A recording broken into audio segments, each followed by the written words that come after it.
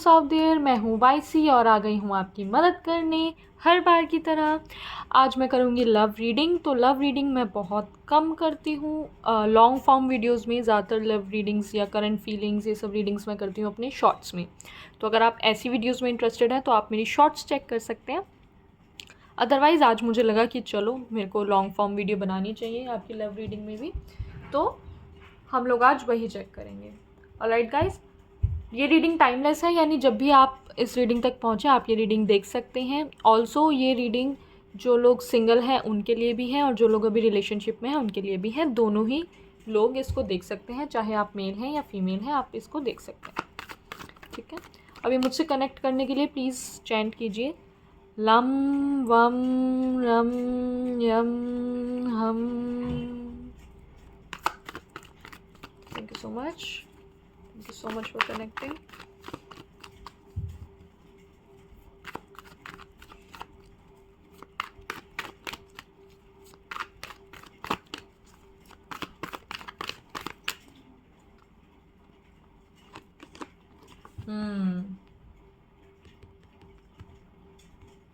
ठीक है, तो अपने हिसाब से देखना, मैं एनर्जीज बता रही हूँ कैसे कैसे निकल कर आ रही हैं। कुछ लोग तो ऐसे हैं जिनका ऐसा ब्रेकअप हुआ है कि अब उनका किसी से बात करने का मन नहीं करता, या तो फिर ब्रेकअप नहीं भी हुआ है लेकिन उनका बात करने का मन नहीं करता किसी से भी ज़्यादा। थोड़ा सा रिलेशनशिप में अब वो स्पाइस नहीं रहा है, उतना मज़ा नहीं आ रहा, मन भरा भरा सा लग रहा है, चीज़ें अच्छी नहीं लग रही। ये भी हो सकता है कि कोई लाइफ में कोई और प्रॉब्लम्स हैं उनकी वजह से ऐसा हो, या तो फिर बहुत ही ज़्यादा ओवर स्वीटनेस है रिलेशनशिप में तो वो चीज़ समझ में नहीं आ रही है। ये सब चीज़ें ऐसी लग रही हैं। ऐसा भी हो सकता है कि रिलेशनशिप में बहुत ज़्यादा एक्सट्रीम ऑब्सेशन हो गया था बीच में और अब उस चीज़ से मन भर गया है, ऐसी वाइब्स भी आ रही हैं।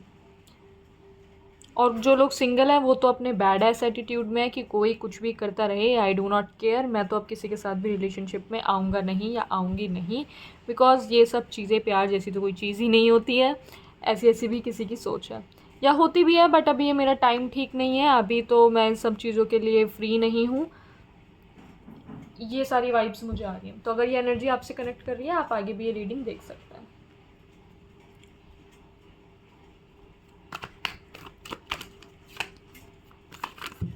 Okay, you got the card. मैं निकाल किसी और चीज़ के लिए थी बट ये आया किसी और तरीके से है।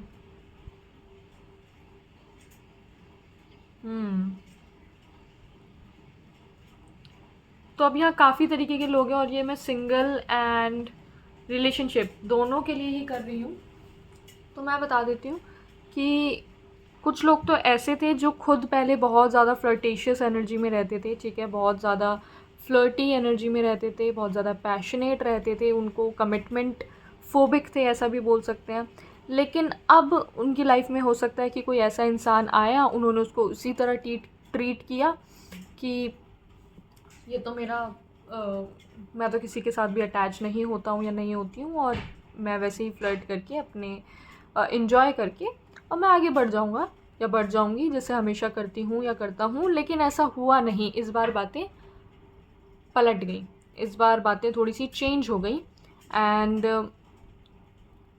अब जब उनको छोड़ा या उन्होंने आपको छोड़ा, जब उनको ये चीज़ों के बारे में पता चला, अब जब अब थोड़ा बहुत सेपरेशन आ गया है तो अब समझ नहीं आ रहा है कि क्या करें, अब मन नहीं लग रहा उनके बिना। और ये आपके साथ पहली बार हो रहा है तो समझ नहीं आ रहा कि यार ऐसा कैसे हो सकता है। या तो फिर आपने खुद ने ही विड्रॉ कर लिया बिकॉज आपको लग रहा है कि सामने वाला पर्सन जो है अच्छा है और मैं उसके साथ ये चीज़ ठीक नहीं कर रहा हूँ या कर रही हूँ क्योंकि मैं सीरियस नहीं हूँ। ठीक है, दूसरी चीज़ ये भी हो सकता है कि आप लोगों के साथ पास्ट रिलेशनशिप में ऐसे फ्लर्टी एनर्जी वाले लोग मिले और इसकी वजह से अभी आप अलाउ नहीं कर रहे हो किसी को भी। तो करंट एनर्जी तो यही है कि आप अभी किसी को भी अलाउ नहीं कर रहे हो। अगर रिलेशनशिप में भी हो तो आप लोगों ने गैप ले रखा है, ज़्यादा बात नहीं कर रहे हो, कर भी रहे हो तो दिखाने के लिए कर रहे हो, इतना मज़ा नहीं आ रहा है, इमोशनली फुलफिल्ड आप लोग महसूस नहीं कर रहे हो इन a nutshell.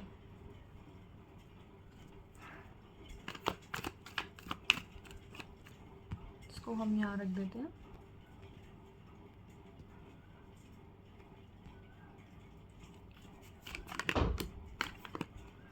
We got one card, ठीक है। तो भाई जो भी लोग पहले फ्लर्टेशियस एनर्जी में रह चुके हैं, अब तो वो लोग स्टेबिलिटी चाहते हैं। अब कह रहे हैं बहुत हो गया, अब हमारी उम्र हो गई है, अब हमको एक जगह टिक जाना चाहिए, अब हमको फैमिली बनानी है, बहुत ज़्यादा हो गया, ठीक है। और जो लोग हमेशा से लॉयल थे, हमेशा से अच्छा चाहते थे, वो तो हैं ही, वो तो चाहते ही हैं कि घर बसे। अब फैमिली के लिए देख रहे हैं, मैरिज के लिए देख रहे हैं, कमिटमेंट देख रहे हैं, और वही चाहते हैं कि कुछ भी हो तो स्टेबिलिटी के साथ हो, प्रॉपर फाउंडेशन हो। अब ये ब्रेकअप वाला सीन और रिलेशनशिप्स में इधर उधर जगल करने वाला सीन हमें नहीं चाहिए, ठीक है। और जो लोग शादीशुदा हैं, अगर वो लोग देख रहे हैं, तो उनके साथ ऐसा था कि शुरू में तो उनको बहुत ज़्यादा अच्छे से ट्रीट किया गया, बहुत ज़्यादा स्पाइस था रिलेशनशिप में, बहुत मतलब बहुत अच्छा रिलेशनशिप था, बहुत ज़्यादा लविंग था, लेकिन अभी सब कुछ बोरिंग हो गया है। हालांकि वही है, ख्वाहिशें आपकी यही है कि हमारी फैमिली हो, हम लोग सब मिलजुल के रहें, हम लोग घूमने जाएं, ट्रिप पर जाएं, वैकेशन करें, एंजॉयमेंट करें। काफ़ी कमिटमेंट वाली वाइब्स हैं, स्टेबिलिटी वाली वाइब्स हैं जो कि आप चाहते हो, तो ये चीज़ बहुत अच्छी है। आपका पास्ट जैसा भी रहा हो, बट आप फ्यूचर में जो आप चाहते हो वो चीज़ें आप अच्छी ही चाहते हो।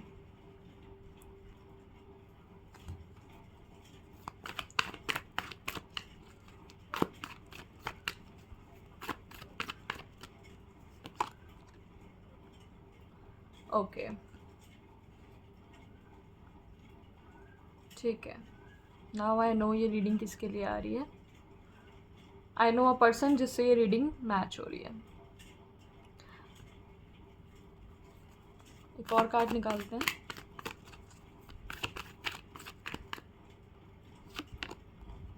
Two of pentacles.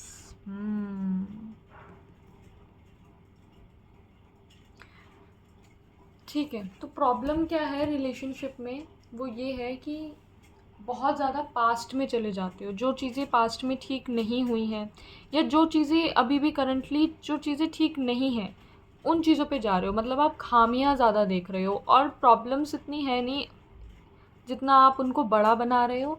दूसरी चीज़, आपके अंदर फ़ियर बहुत आ गया कि अगर फ्यूचर में ऐसा रहा तो मैं क्या करूँगी, मैं क्या करूँगा, अगर फ्यूचर में भी ये हुआ तो बोला जा रहा है आपको वो डरने की ज़रूरत नहीं है, क्योंकि उससे बड़ी बड़ी उलझनें आप इस रिलेशनशिप में ऑलरेडी पार कर चुके हो, या तो इस रिलेशनशिप में या अपने पास्ट रिलेशनशिप में। यानी आपकी लव लाइफ थोड़ी सी स्ट्रगलिंग रही है, आपने काफ़ी खुद को हील भी किया है।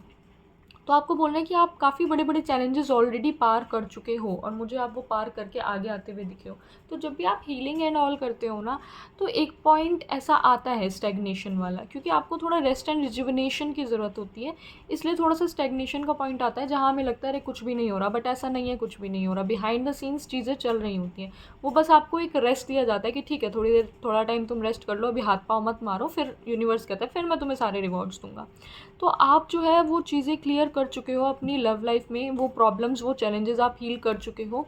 अब आपके पास आपको जो दिया जा रहा है ना, आपको रिवॉर्ड्स आपके लिए इंतज़ार कर रहे हैं, लेकिन आप वो रिवॉर्ड्स ले नहीं पा रहे, क्योंकि आप पास्ट की चीज़ें सोच रहे हैं, या तो फिर आप सिर्फ और सिर्फ खामियों पे ज़्यादा ध्यान दे रहे हैं। जो चीज़ें अच्छी हैं आप उन पर ध्यान कम दे रहे हैं, खामियों पे ज़्यादा ध्यान दे रहे हैं। कहते हैं ना कि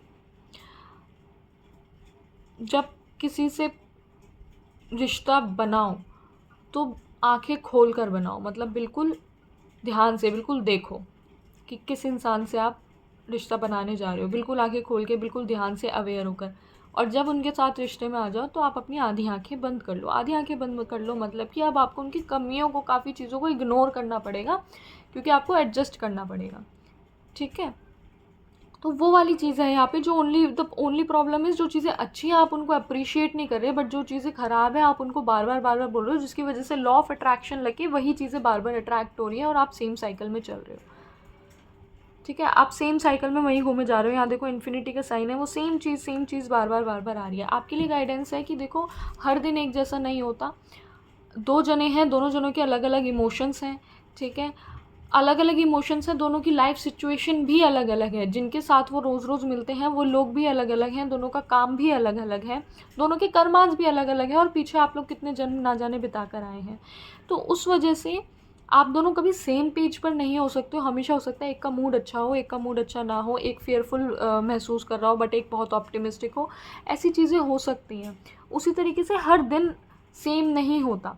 तो आपको, अगर आप ये सोच रहे हो कि हर दिन ही मेरा हैप्पी हो, हर दिन ही मैं जो चाहूँ वो मुझे मिले, तो दैट इज़ नॉट प्रैक्टिकल। मैं ये नहीं बोलूँगी पॉसिबल नहीं है, पॉसिबल है। पॉसिबल तब है कि अगर आप अपनी एक्सपेक्टेशंस किसी से भी ना लगाएं, बट ये चीज़ प्रैक्टिकल नहीं है कि आप ऐसे दूसरे पर ये चीज़ थोपें कि तुम मुझे खुश रखो। अरे वो क्यों आपको खुश रखेंगे? क्या आप खुद खुश रहने के काबिल नहीं हैं?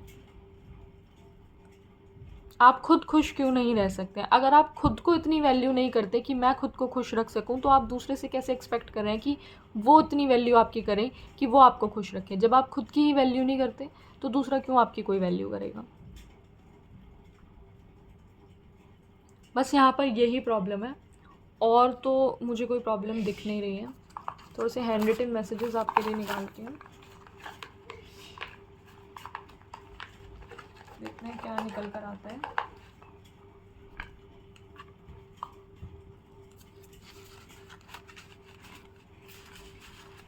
Thank you so much universe, thank you so much. Please give me some messages. Thank you so much. Number 9, दिसंबर में हो सकता है आपका बर्थडे, आपके पार्टनर का बर्थडे, या आपकी anniversary, marriage, something like that. 9 number भी हो सकता है आप लोगों के लिए इम्पॉर्टेंट हो। अब 11 के बाद भी हो सकता है आप लोगों का बर्थडे वगैरह हो, या फिर मैरिज एनिवर्सरी डेट हो, समथिंग लाइक दैट। यहाँ पे नंबर्स की एनर्जी बहुत ज़्यादा आ रही है, ये भी आना चाहता है। अगस्त मंथ भी आप लोगों के लिए इम्पॉर्टेंट हो सकता है। कन्फर्मेशंस आए हैं, weeks, okay, and then don't quit, ठीक है। तो सबसे पहला मैसेज एंड सबसे ब्यूटीफुल मैसेज आप लोगों के लिए जो है, डोंट स्टॉप। अगर आपको लग रहा है कि इस रिलेशनशिप में कोई पोटेंशियल नहीं बची है, मुझे यहाँ से निकल जाना चाहिए, तो नहीं। क्यों नहीं? क्योंकि इसके साथ जो दूसरा मैसेज आया है सबसे ब्यूटीफुल, वो है अबव 11, और ये दोनों चीज़ें मुझे बता रही हैं कि ये जो रिलेशनशिप है आपका डेस्टिन्ड रिलेशनशिप है। व्हील ऑफ फॉर्च्यून वाली वाइब्स यहाँ पर है, ठीक है। डेस्टिन्ड रिलेशनशिप है, आप लोगों को मिलना ही था, यूनिवर्स ने आपको मिलाया ही किसी पर्पस की वजह से। आप दोनों का साथ में कोई लाइफ पर्पस है, तो इन द एंड आप दोनों साथ में ही आओगे, नो मैटर वॉट। आप दोनों ही एक दूसरे के लिए बने हो, ठीक है। वो कहते हैं ना, जो ऊपर से जोड़ी बनकर आती है, वो आप लोगों की हो गई है, ठीक है। अब यहाँ पर 9 हफ्तों में आप लोग देख सकते हैं डिफरेंस, अगर आप मैनिफेस्ट करते हैं तो। और आपको कम्युनिकेट करने के लिए कहा जा रहा है, क्योंकि यहाँ पे मैसेज है ask and you shall receive. तो मैनिफेस्टेशन करेंगे। नंबर 1 मैजिशियन का मैसेज आया है। मैनिफेस्टेशन अगर आप करते हैं तो आपकी मैनिफेस्टेशन वर्क करने वाली है। लॉ ऑफ अट्रैक्शन पे आप वर्क करेंगे, क्योंकि 5 ऑफ कप से मुझे लॉ ऑफ अट्रैक्शन की बहुत ज़्यादा वाइब्स आई, ठीक है। तो आपके लिए बहुत अच्छा होगा, क्योंकि अभी आप सिर्फ खामियों पे देख रहे हैं, तो इसलिए वो लॉ ऑफ अट्रैक्शन गलत लग रहा है। अगर आप अप्रिशिएट करना शुरू कर देंगे, मैं समझती हूँ कि अगर कोई सामने वाला आपको प्रॉब्लम्स क्रिएट कर रहा है और आपको लग रहा है कि मुझे ढंग से ट्रीट नहीं कर रहे हैं, तो आपका मन उदास होगा, ठीक है, कोई बात नहीं, आप अपना मन उदास कीजिए, नो प्रॉब्लम इन दैट, क्योंकि आप एकदम से चेंज नहीं हो सकते। लेकिन जो भी चीज़ वो अच्छे कर रहे हैं, उस पर उनको अप्रिशिएट करना स्टार्ट कर दीजिए, जितना हो सके उतना। हर छोटी चीज़ पे जो भी वो चीज़ अच्छी करते हैं, उस चीज़ पर आप अप्रिशिएट करना स्टार्ट कर दीजिए। तो लॉ ऑफ अट्रैक्शन क्या करेगा, उन चीज़ों को और ज़्यादा आपकी लाइफ में लाना शुरू कर देगा। तो आप इस तरीके से मैनिफेस्टेशन कर सकते हैं, यही तरीका मुझे आपके लिए दिख रहा है। अदरवाइज़ आप कोई और तरीका अपनाना चाहते हैं तो आप लोग वो भी कर सकते हैं, बट ध्यान रखिए कि ये आप लोगों का डिस्टाइंड रिलेशनशिप है, इससे भागकर आप कहीं नहीं जा पाओगे, आप लोगों को ले दे के आना साथ में ही है, ठीक है। तो ये जो 3 मैसेजेस आए हैं, सबसे beautiful above 11, ask and you shall receive, weeks. Also communicate कीजिए, कम्युनिकेट ढंग से कीजिए, जितना हो सके प्यार से बात कीजिए, और प्यार से अपनी बातों को रखिए और उनकी भी सुनिए। कम्युनिकेशन में सुनना भी आता है, तो सुनिए, समझिए, और फिर म्यूचुअल डिसीजंस पे आइए, तो आपके लिए बहुत अच्छा रहेगा। ऑलराइट गाइस, आज के लिए इतना ही। थैंक यू सो मच कि आप लोगों ने मुझे मौका दिया कि मैं आप लोगों के लिए रीडिंग कर सकूं, आप लोगों की किसी तरह मदद कर सकूं। मैं मिलती हूँ आपसे आपकी नेक्स्ट रीडिंग में। बाय।